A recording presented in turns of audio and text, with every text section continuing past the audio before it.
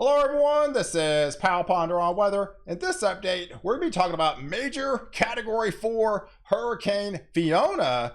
Then we had a lot of large hail yesterday in parts of Wisconsin. That same storm threat will be moving across the upper Great Lakes and parts of the Northeast today, while much of the midsection of the country has been experiencing a lot of heat. But we do have a strong fall cold front on the way. Welcome back, everyone. How's it going? I appreciate all my followers out there and the new followers. So if you are new to the channel and like detailed weather breakdowns on North America and the tropics, go ahead and hit the subscribe button and notification bell to get all my daily updates to keep you ahead of the storm. So let's take a look at the overall satellite picture this morning and take a look at Tropical Storm Madeline. That's actually moving out into the open waters of the Pacific, but what it's doing is it's actually shearing across and bringing this monsoonal storm threat still alive. So we're going to be adding to those rainfall totals into parts of Arizona into New Mexico along the Four Corners regions.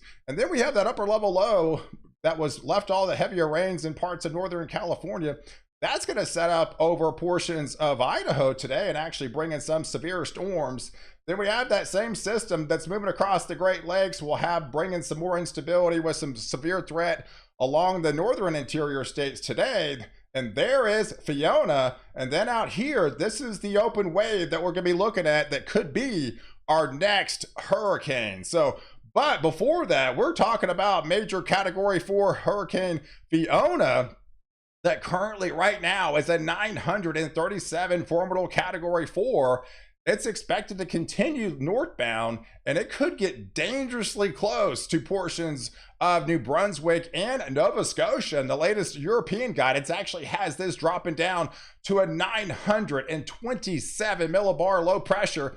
If that happens, that would actually break the all-time lowest record in Canada history. So if that happens, that will bring a lot of hurricane force wind gusts to that parts on Saturday for Nova Scotia and parts of New Brunswick. If we take a look at the overall wind swath, luckily this will start to die down as it makes its course inland, but we are expected to experience some hurricane force wind gusts, even upwards to over 100 miles an hour on the morning on Saturday. Those definitely be on high alert for this rapidly developing system that will continue to lift off into the north, bringing a lot of high impacts for that area. But further to the south, man, it's really starting to light up in a big way in the tropics. There's Fiona, there's newly developed Gaston, and there's our 90% chance of developing that's going to be our next hurricane. Then we also have another development out here that has a 20% chance of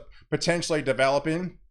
And yet we have another area that has now a 50% chance of development over the next day or two. In fact, this area off the coast of Africa is actually already spinning. So if we get into tomorrow, the latest European guidance actually has this coming across and coming off the coast of Africa, dropping down to 1,005 millibar low pressure. If that happens, it could be enough to actually take a name, and it could actually be Tropical Storm Hermine and could get named before this area out here, Invest 98L. If that actually happens, then this storm would actually take the name Ian. Now, that makes it a little bit more significant because the letter I is the most retired name in U.S. history. So yeah, this definitely brings back spooky details with it could be taking the storm name Ian, and then the letter I name in history has actually gone down in the record books as the most retired storm letter in the alphabet. So there's a lot to look out for, but out ahead of it, we've got some more severe storms today in parts that left all the hail yesterday in portions of Wisconsin. That'll be a springing across into Indiana, parts of Ohio, into Pennsylvania, up into upstate New York. Those storms will be packing a punch later on this afternoon into the early evening hour with some stronger wind gusts and some larger hail associated with those storm activity. And then that same threat was coming off of California, has now shifted over portions of Idaho and to Utah with that storm threat as well. But as we go into your Thursday timeframe, that will continue to extend lessen the severe threat, but still have some stronger storms going to be impacting portions of Virginia back into North Carolina. But once that moves out, we got a pretty significant trough building in on the backside. In fact, we got some much colder conditions. These are Friday morning low temperatures. So hello fall. Yeah, we're talking 30s. Yeah, that's not a misprint, guys. That's 30s in portions of Wisconsin and Michigan here. Widespread 30s and 40s for a good chunk of the Ohio Valley, getting into the mid-Atlantic and parts of Vermont and New Hampshire, going up into Maine. So yeah, it's definitely going to feel like a lot like fall up here into the Northeast coming up on Friday. So back behind that, once that gets going, we do have that cold air. So it's going to take a couple days further out areas to the south. So you're still going to be dealing with a lot of heat, if not some records would fall. But eventually that's going to make a beeline towards Kansas, back into Oklahoma, and eventually head into Texas by the time we get into your Monday timeframe, while much of the West Coast, unfortunately, starts to heat back up again. So once we get past that, let's take you back into the Atlantic. So there's Fiona, man, really leaving a mark on this weekend in portions of New Brunswick into Nova Scotia. But what that's going to do, that's actually going to be able to clear the runway for what is now Invest 98L. That's probably going to be taking either Hermine or Ian storm name once it gets past this kind of drier air mass, and once Fiona kind of gets out of the way. So there's that storm that's coming off the coast of Africa.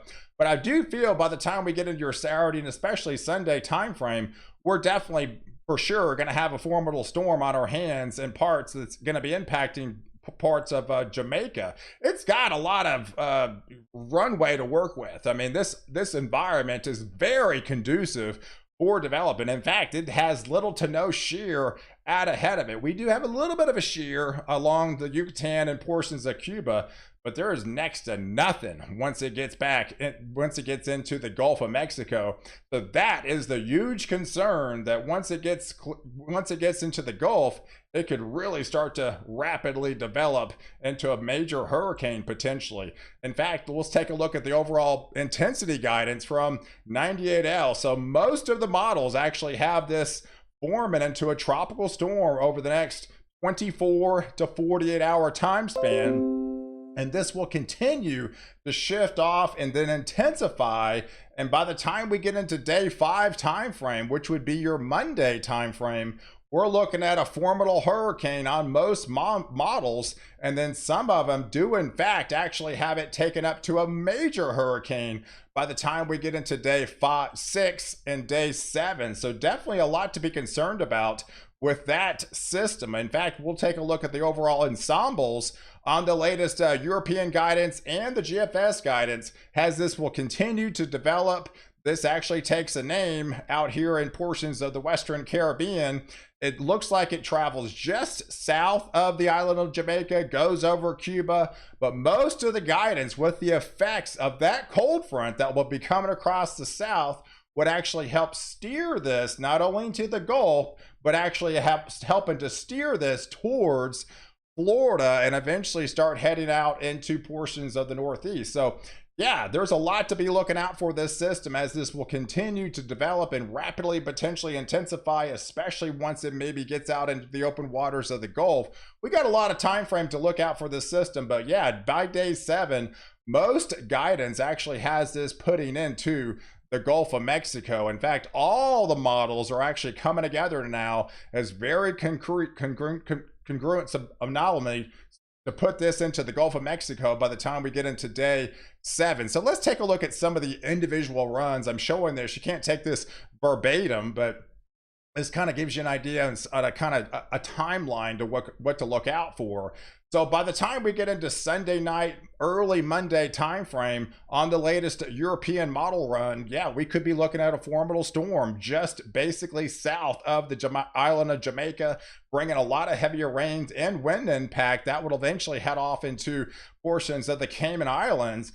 At the same time, the latest GFS guidance actually has it a little bit stronger, about 10 millibars stronger at 988, and a little bit further south but most of them put it right in this same vicinity by the time we get into late Sunday, going into early Monday time frame.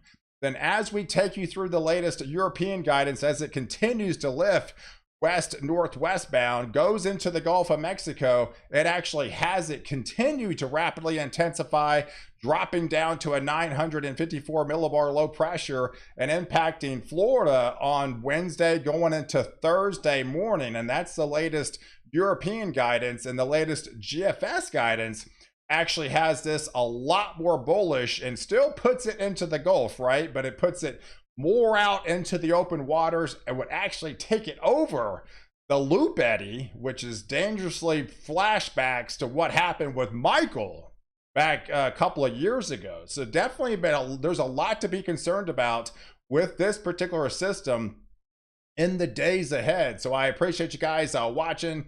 Do like this video and definitely leave your comments below. And don't forget to subscribe to my channel to catch the latest update while I protect you before and after the storm.